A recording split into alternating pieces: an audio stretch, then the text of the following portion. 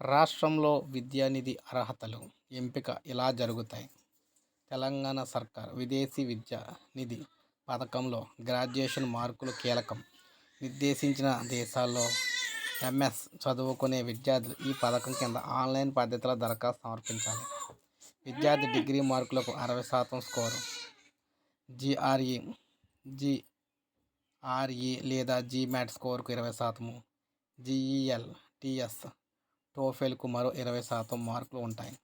దరఖాస్తులను అధికారులు వడపోసి నిబంధనల ప్రకారం అత్యధిక మార్కులున్న వారిని రిజర్వేషన్ల వారీగా ఎంపిక చేస్తారు. ఎస్సీ, ఎస్టీ, మైనార్టీలు అత్యధిక మార్కులున్న వారి జాబితాను రూపొందించి పరిమితికి లోబడి అర్హుల ఎంపిక చేపడతారు.